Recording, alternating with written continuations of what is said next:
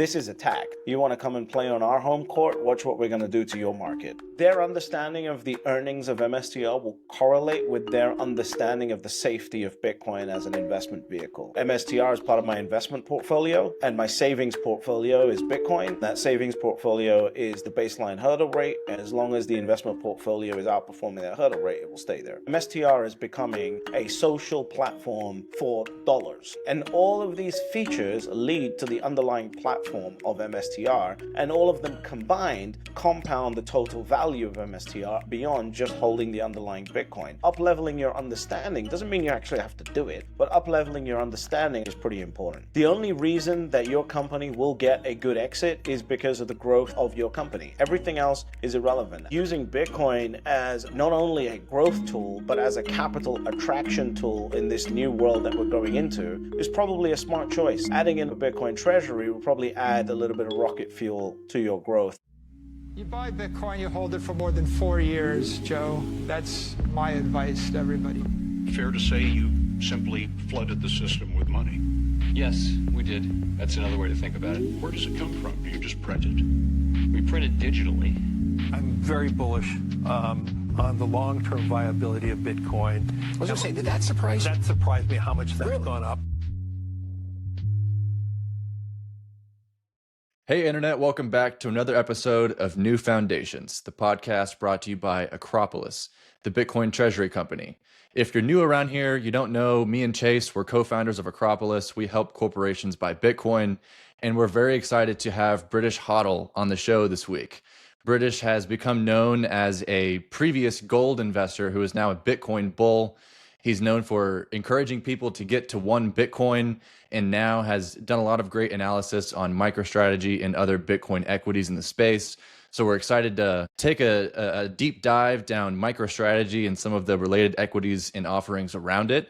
And yeah, British, welcome to the show. My pleasure, gents. Thanks for having me. Yeah, thanks for coming on, British. And for listeners, we'll probably spend kind of like the first half on some nuanced questions into MSTR, and then the second half we'll get into MSTY, so feel free to jump around as you see fit.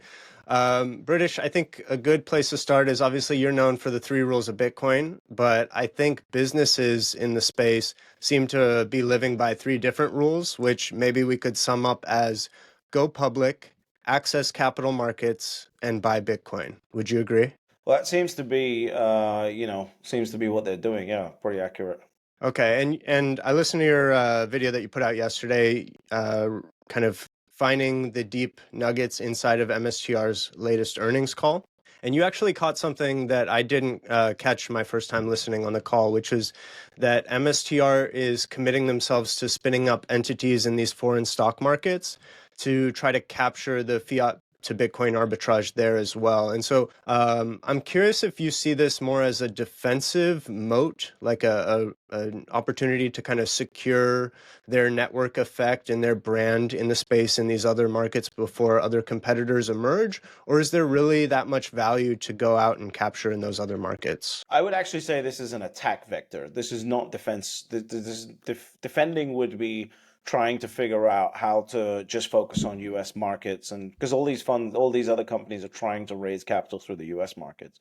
This is attack. This is, oh, you want to come and play on our home court? Watch what we're going to do to your market. So this is great. I love this. This is now strategy and the big bulls of strategy being clanged around the world.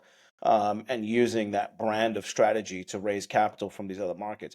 I would be more, a lot of people are like, oh, what if not enough capital goes into strategy as a result of all of these other ventures?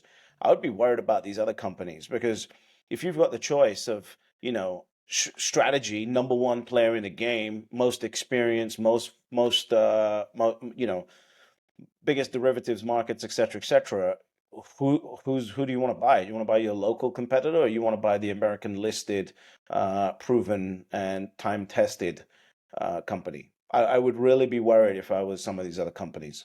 And because of the new FASB accounting rules and the timing on the way that they mark to market, MicroStrategy posted another paper loss this quarter. I assume you expect the next quarter to be their first positive earnings. And when that happens, how does the story around MicroStrategy change on Wall Street? Well, it's already changed, right? Because the last earnings that they had, you saw that the stock collapsed after the earnings.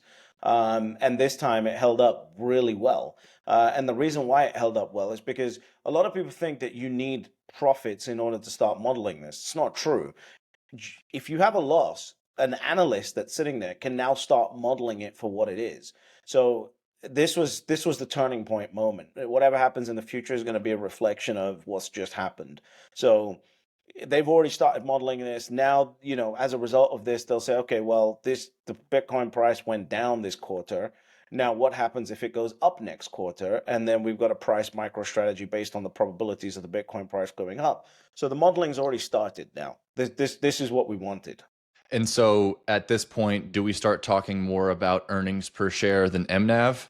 I don't know. I think Saylor and the team have sort of leaned into the MNAV discussion at this point, and so maybe it will stay there. I'm not sure, but certainly, growth analysts internally, high-level growth analysts, will be looking at EPS and trying to compare it against some of these other growth companies that are out there.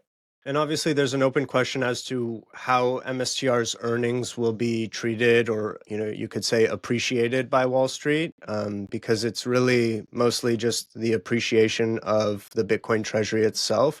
Do you think that Wall Street should consider the earnings from that Bitcoin appreciation as better than, worse, or equal to the earnings of a publicly listed operating business? And I ask because basically there's very little input cost to generate those earnings.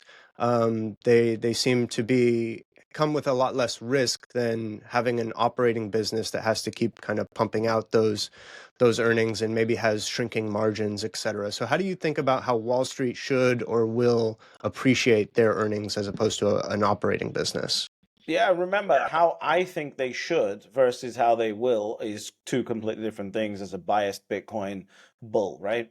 I think that they should be classified as much safer, much more efficient, and much faster as a growth earnings compared to, for example, Tesla. The way Wall Street will do this, I think, is their understanding of the earnings of MSTR will correlate with their understanding of the safety of Bitcoin as an investment vehicle. And that still is on its arc. So we've got to see that improve. And as that improves, they'll start valuing Bitcoin's MSTR's earnings better. So what you could see is them start at a really terrible value on those earnings. And then over time, as the understanding of what Bitcoin is seeps through Wall Street, is the value of those earnings actually going up. So you could actually see, quote unquote, MNAV expansion, EPS expansion go up over time as the reliability of those earnings gets proven versus all these other tech companies that are out there. Are you a forever MicroStrategy, or I keep calling it MicroStrategy? Are you a forever strategy holder, or can you see yourself selling it someday for more Bitcoin? Well, as long as it is outperforming Bitcoin and has a implied volatility of higher than Bitcoin, I'm holding it, right?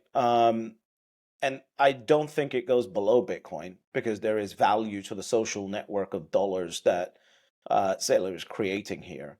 So for as long as that implied volatility stays above Bitcoin's, I'll be in it. My hurdle rate is Bitcoin. So MSTR is part of my investment portfolio. And my savings portfolio is Bitcoin, and that savings portfolio is the baseline hurdle rate. And as long as the investment portfolio is outperforming that hurdle rate, it will stay there. Nice. And so in your last video, you had this really great analogy kind of comparing MicroStrategy to this fiat social network. So before I kind of try to present my analogy to you and try to get your feedback on it, I want to tee you up here. If you could just kind of explain that again, I thought it was really, really insightful. Yeah, thanks. It's like, let's look at Instagram, for example, right? Like Instagram has several different features, okay? So there is the ability to post your photos. There is the ability to DM your favorite people. There is the ability to like people's photos. All of these different features attract a different audience. But underlying that, they're still using the platform of Instagram to do all of those things, or to do none of those things, or to do one of those things, right? They're still using the underlying platform of Instagram.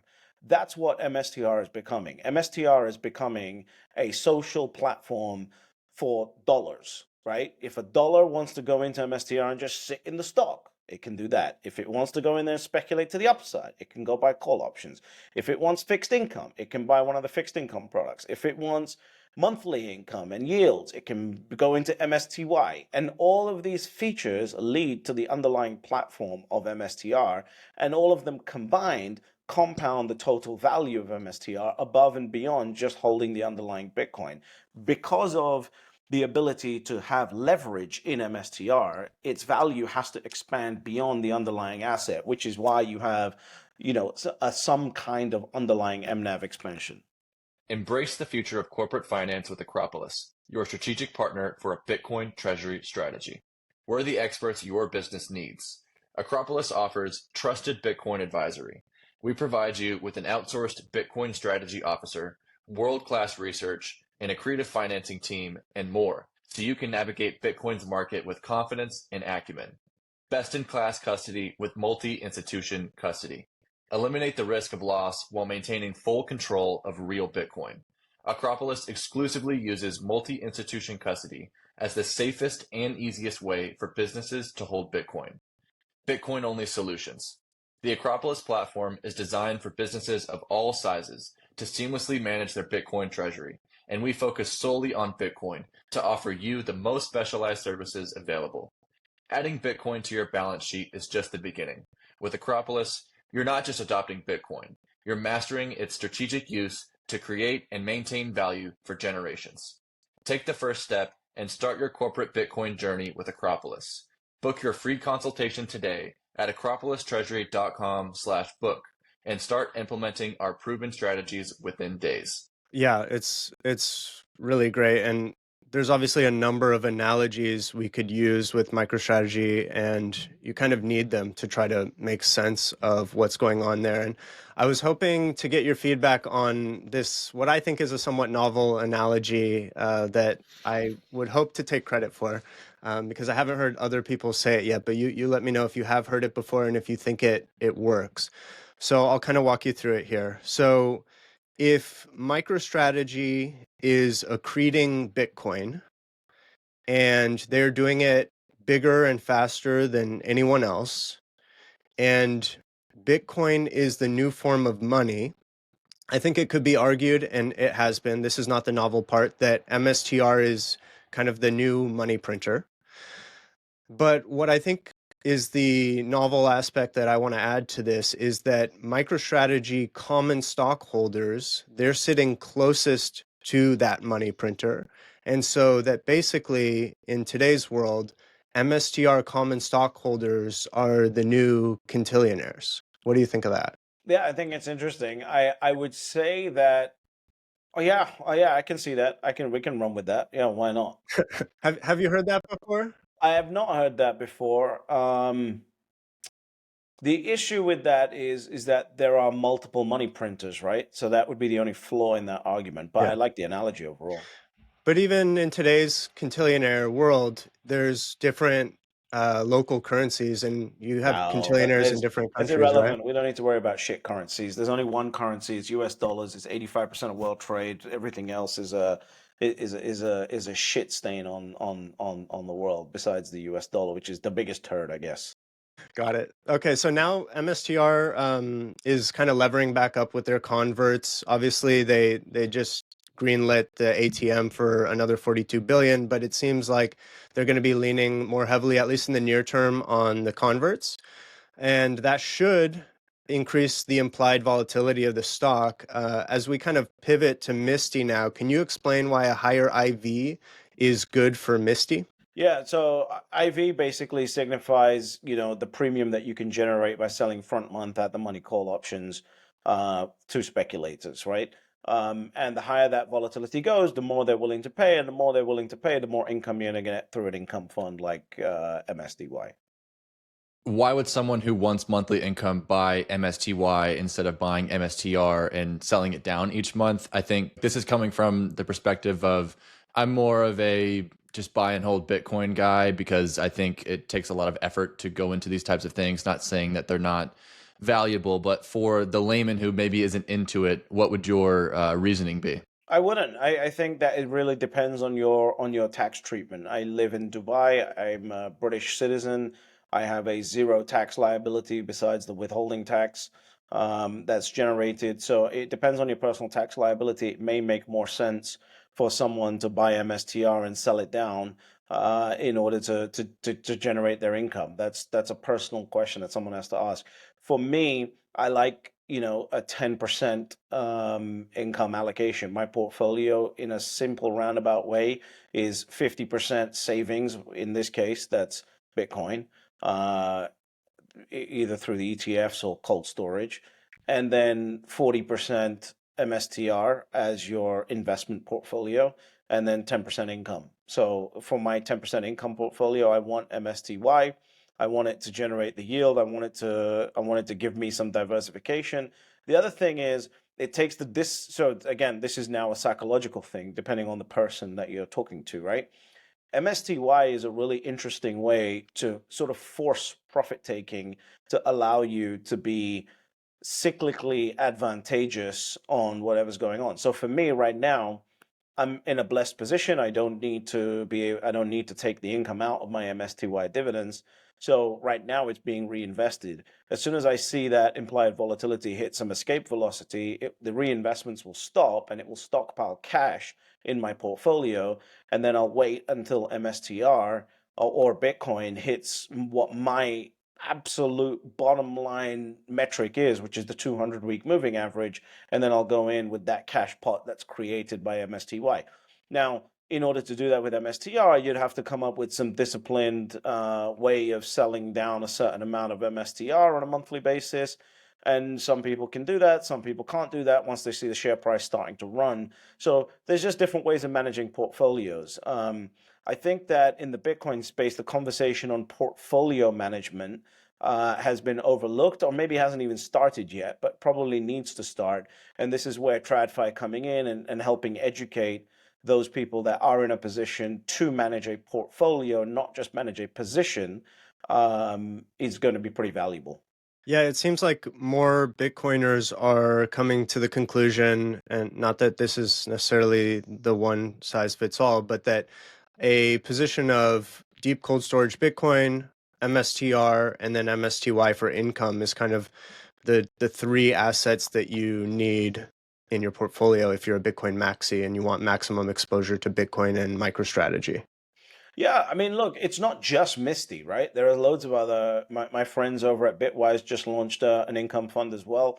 Again, this is the benefit of the platform that MSTR is creating. It's going to create all these different features, and all these different issuers can launch their own versions of all of these things and gain access and add value to the underlying platform of MSTR.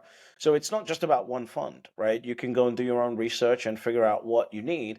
But I think there is value in having a more advanced discussion past a certain net worth of, okay, so what does my portfolio on the Bitcoin standard look like, rather than just my position of Bitcoin? And so for some people, having an underlying position of Bitcoin is completely fine. Like it's CAGRing at 40% a year. Saylor thinks it's going to go down to 29% over the next 15 years, whatever. Great. I mean, come on, like most people are not getting anywhere near that, right? So that's fine. But there are going to be some people, like a guy that I met who had $4 million in a cold storage wallet. This is the tweet that I put out that got almost 1 million views. He's got $4 million on a cold storage wallet. He's making $15,000 a month, working 80 to 100 hours a week. And he moved 10% of that cold storage Bitcoin, right? So that $3.6 million is still in cold storage. He moved 400,000 of that into Misty, and his first month dividend, his total income, including his working income and his dividend income, pushed him to like 45,000, I can't remember, for that first month. That is a life-changing experience for a young family, right? So this is really the advantage of using income funds. And of course, you should not put 100% of your net worth into income funds. That's not what they're for. They're here for income. And in investing, you can sometimes get too cute by half. I'm curious if if somebody has a Misty position and they don't need their distribution and they're kind of dripping it back in, does it make any sense to take the distribution out of your Misty to buy MSTR, or does it make sense to continue moving into Misty to maintain position size or something like that?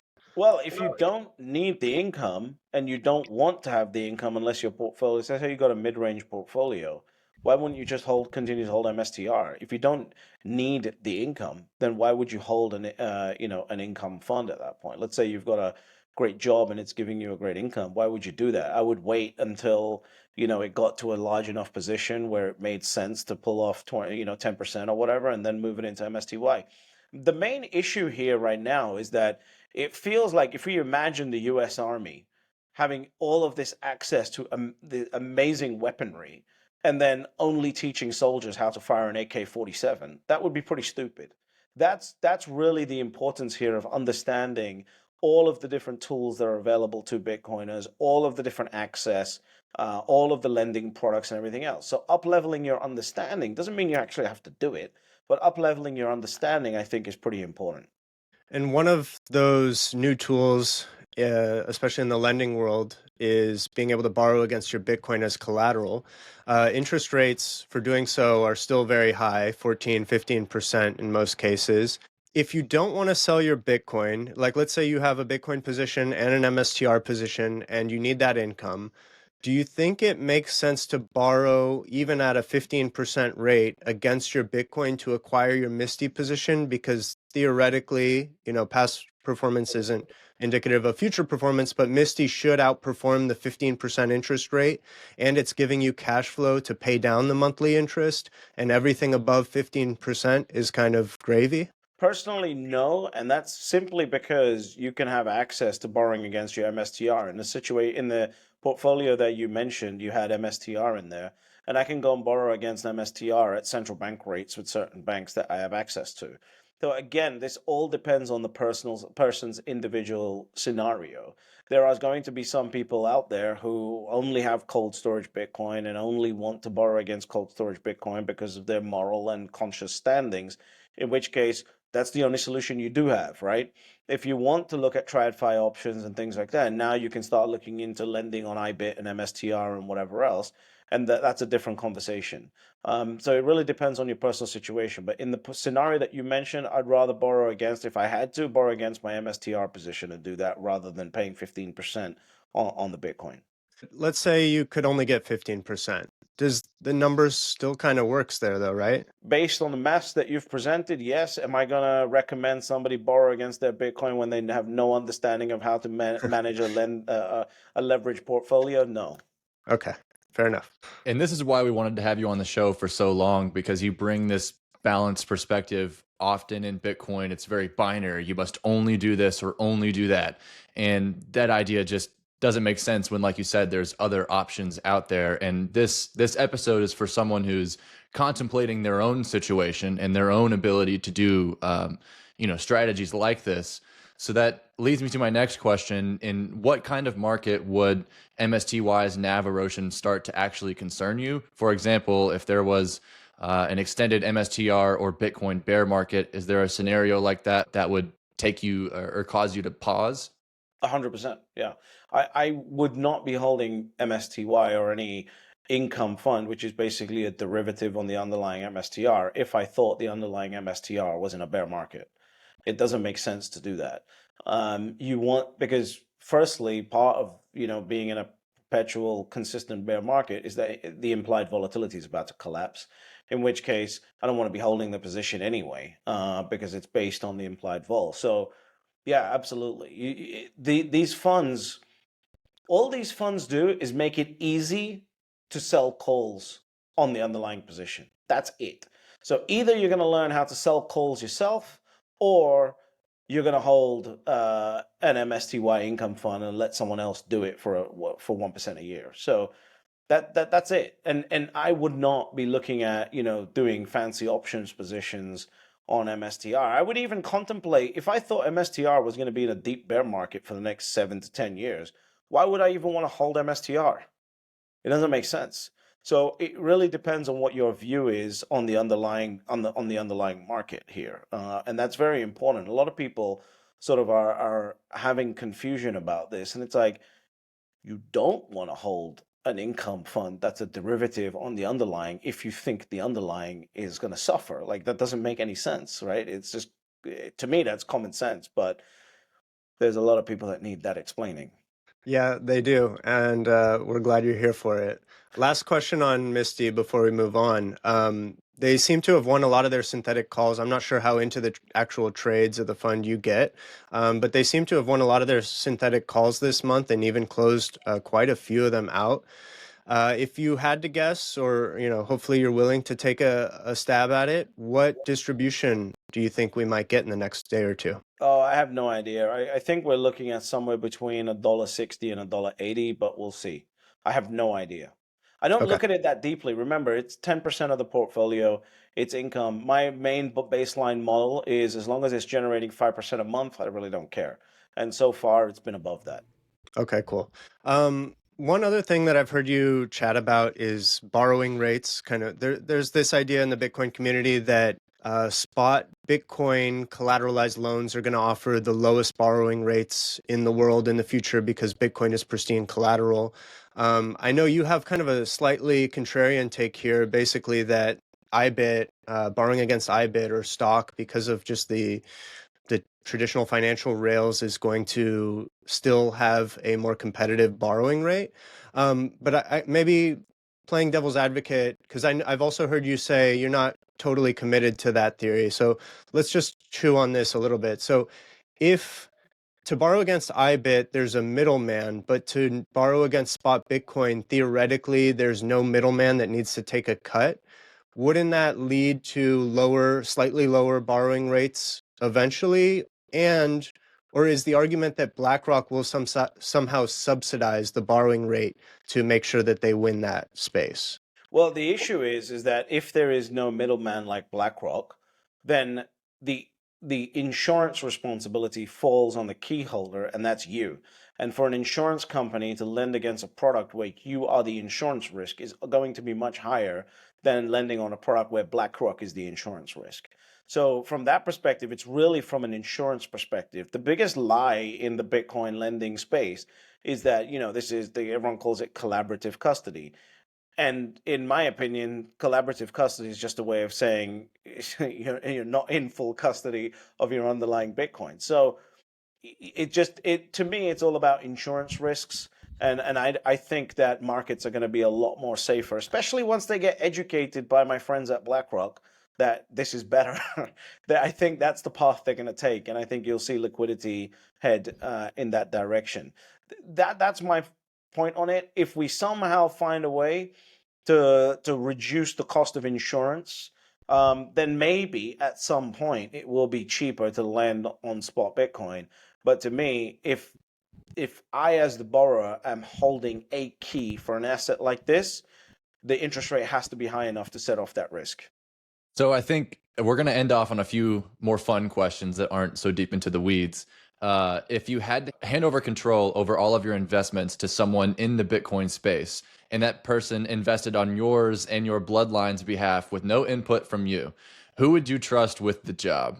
Probably my friend American HODL. Nice. This guy will write down his Bitcoin to $5,000 from where we're at because Trump wants a tariff war. And if he's willing to do that, he's going to look after my family pretty well. So probably him.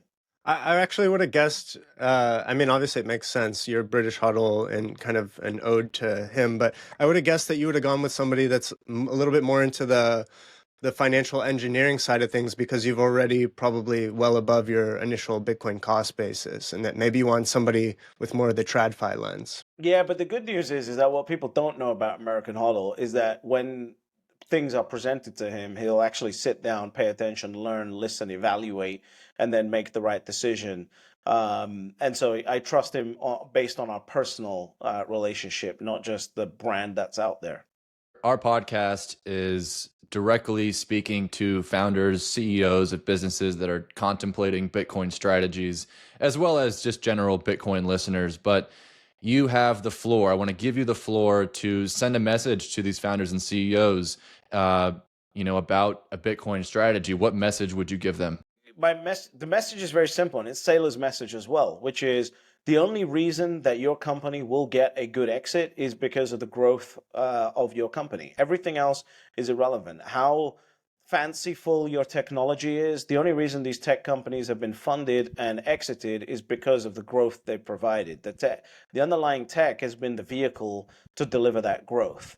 And so if Bitcoin is that vehicle to deliver that growth, then you need to be on board with it. And the fact that BlackRock is in the game now, remember, this is an entity that sent out one letter to all of its companies, basically every company, and said, you better start moving towards ESG policies if you ever want any capital from BlackRock. And they're now fully ported into Bitcoin. And so I think that using Bitcoin as not only a growth tool, but as a capital attraction tool in this new world that we're going into is probably a smart choice. And so adding a little bit of a Bitcoin treasury, if it doesn't have to be 100%, but adding in a little bit of a Bitcoin treasury will probably add a little bit of rocket fuel to your growth and outshine you versus other competitors, especially as an exit tool as well. And I know you basically said this game was cooked as soon as BlackRock filed for their ETF, and that everything else is basically just downstream of that, and it's all very predictable, and we're going much higher. But what has you especially bullish right now?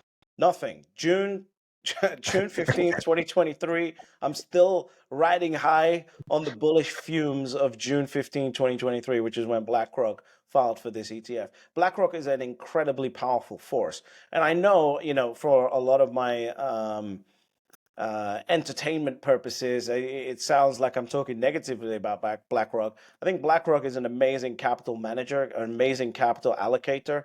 And, they've had a couple of turns left, right, and whatever with the ESG stuff. But I think overall, they're amazing at seeing where the opportunity is and then attacking that opportunity from every angle. And so everything to me is downstream of that date.